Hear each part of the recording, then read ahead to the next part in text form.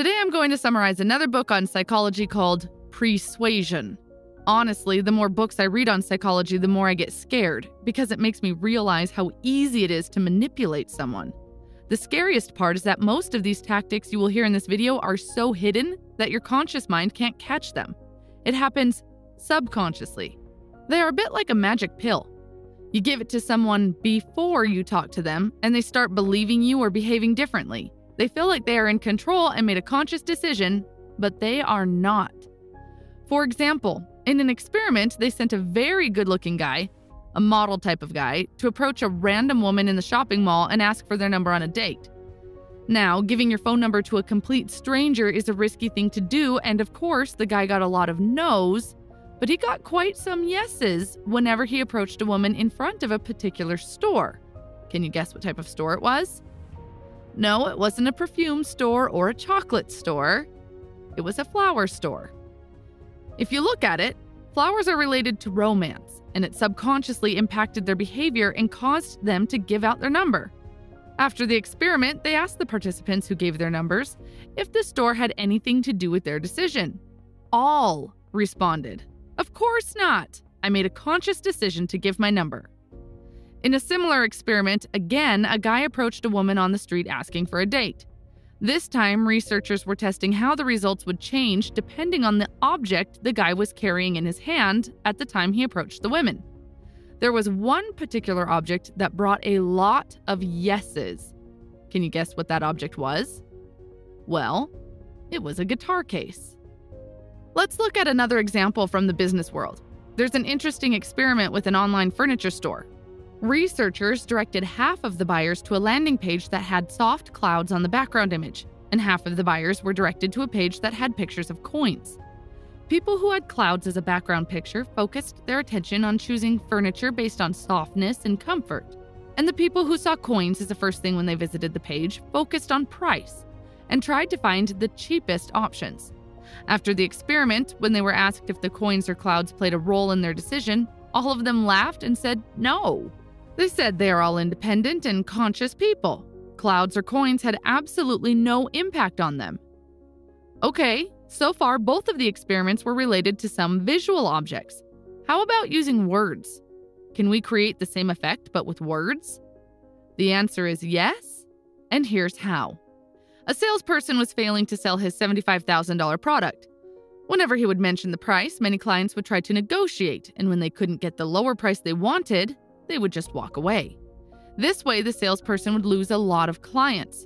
Then he made a small change. During his presentation, before mentioning the price, he would jokingly say, "Well, obviously I can't charge you $1 million for this product." Whenever he mentioned this sentence, almost no one tried to negotiate the price or complained that $75,000 was a lot of money. Why? Because $75,000 seemed quite a small amount compared to $1 million. And yes, I absolutely agree with you that jokingly mentioning $1 million has nothing to do with the $75,000 product, and it shouldn't change people's behavior, but that's not the reality. The reality is that subconsciously it impacted people's perception of the price. In an experiment, marketers wanted the customers to test a new energy drink to give them feedback. Many people didn't agree, which is kind of understandable because the product was new and this could create resistance. So marketers tried another tactic. This time, before making the request, they asked people if they considered themselves to be adventurous people. Many of them said yes, they were adventurous. And then when they were offered to try out the new energy drink, they agreed. I would like to give you an example that happened to me personally. Once I was meeting with a banker and somehow we ended up talking about the investment products they were offering. He described a few products, but none of them got my attention, so I was half listening and half thinking about when I was going to leave. But then before describing the next product, he said something that made me wake up, lean forward, and listen carefully.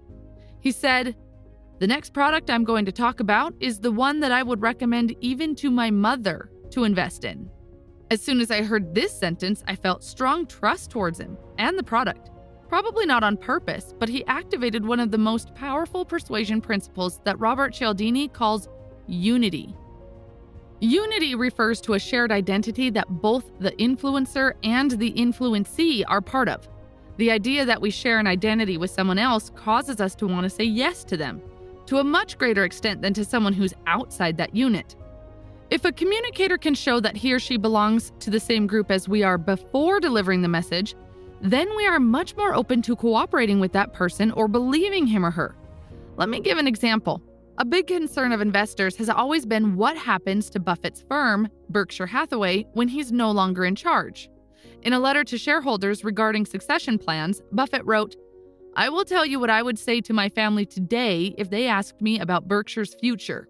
With that language, Buffett was highly convincing because he said he was advising readers in the same way he would advise a family member. The most powerful form of unity is in the family. People go to great lengths, even risking their lives, to help close relatives. Robert shows you how you can use family-driven unity even when you are trying to influence people who aren't your own relatives. In one of his college classes, Robert wanted students and their parents to fill out a questionnaire. Student compliance was always very high, but parents typically responded at a far lower rate, often below 20%. One small tweak increased the parent response rate to 97%. What was the simple tweak? Robert said he would give the students an extra point on one test if their parents completed the survey. 1 point on one test in a semester-long course is an inconsequential benefit. It would be unlikely to have any impact at all on the student's final grade. But by invoking the concept of helping a family member, he increased the response rate 5-fold, from poor to nearly perfect. Implications of these studies and examples are huge. This means if I can shift your attention to, let's say, helpfulness, fairness, or romance before I deliver my message, then at that moment you become a helpful, fair, or romantic person. In other words, by using the pre-suasion tactics, I can change your identity in that particular situation. I can change who you are. I can change how you perceive yourself, and I can change how you perceive me and my message. This next experiment is pretty impressive and will explain why we get influenced so easily. In Belgium, researchers brought a group of people together and showed them a picture of a household object, but with a different background image. They divided the people into 3 groups. In the background picture of the first group, there was a single person standing alone. The second group's background picture had 2 people standing next to each other separately. Finally, in the third group's background picture, there were 2 people standing shoulder to shoulder. Now, during the experiment, researchers stood up and accidentally dropped several items on the floor in order to find out who of these 3 groups would get down on their knees and help. Both from the first and second groups, only 20% of people helped. But the results were 3 times higher in the third group, who had a background image of 2 people standing shoulder to shoulder. Now, this isn't the most interesting part of the experiment. The most interesting part is that the subjects of this experiment were only 18-month-old children who had no logical reasoning and could barely talk. This experiment proves how primitive and fundamental this process is, and why subconsciously every single one of us can easily be influenced, regardless of the level of logic or intelligence. For example, research shows that if you simply put a picture of a thinking man in the corner of the screen while they do a task, they become more analytical and make fewer mistakes. Or if you put the picture of a person winning a race, then they produce more. It positively affects their results. Now, let's see in real life how we can apply what we learned from these experiments. I have 6 practical tips for you, but first I'd like to give you one analogy that will summarize everything we covered so far and also make it very easy for you to understand the central lesson of these experiments. Imagine you are planting a seed. If you want the seed to grow and bear fruits, you need to do 2 things right. Number 1, choose a good quality seed. Number 2, prepare the soil right. If the soil isn't prepared, well, then the seed isn't going to grow, regardless of how good quality your seed is. Using this analogy, we can say that the seed is the message you use to convince others. And this book and all the experiments and examples you have heard so far are about preparing the soil.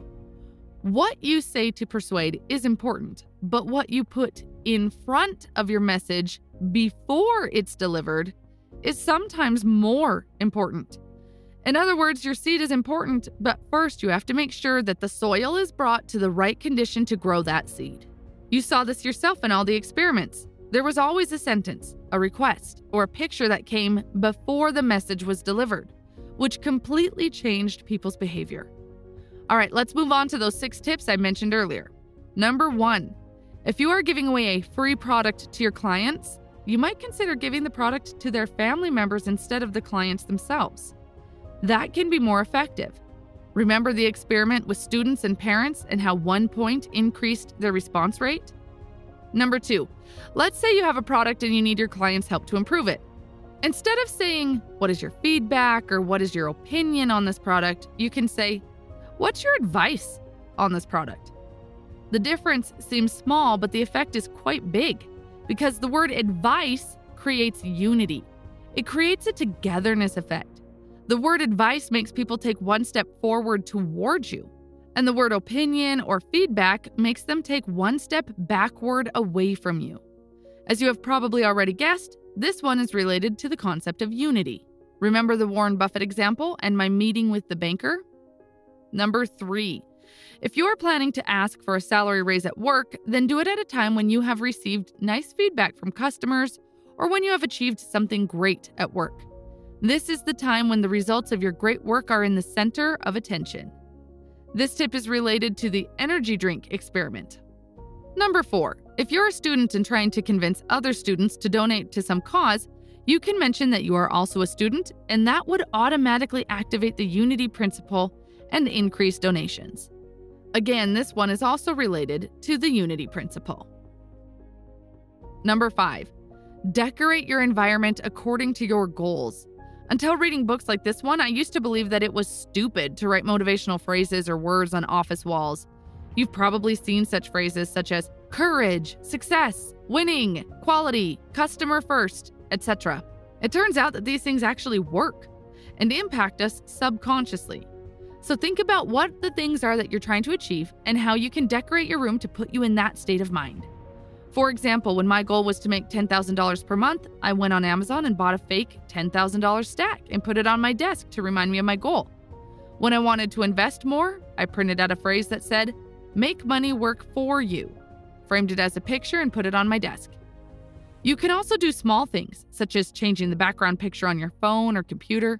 You can listen to different types of music according to the type of work you're doing. If the task requires you to be highly focused, just Google "music for focus" and listen to it while working on that task. For example, before I start writing scripts such as this one, I always watch a video from my favorite YouTuber. I like his videos because they're high quality and he can explain complex topics in a very simple way. Just passively playing some of his videos before I start writing scripts puts me into the right mindset where I'm also focused on quality and simplicity. Number 6, bring the person to the right mindset before you deliver your message. Let me explain with an example. Once I wanted to convince one of my colleagues to do things differently in our project. Both of us knew that this change would be great for the project. However, he simply didn't want to do it because it would mean extra work for him. Especially at the time we had a few other arguments in previous days, so he was in a mindset where he would just disagree with whatever I suggested. So, after 2 failed attempts to convince him, I tried a tactic from this book, and it worked. What did I do differently this time? Well, before I opened the topic, I said this. I said, "Do you remember 3 months ago, you suggested a change that I disagreed with, but since it was for the benefit of the project, I agreed to do it?" He said, "Yes." I said, "Okay, today, thanks to that change you suggested, we have great improvements in our project.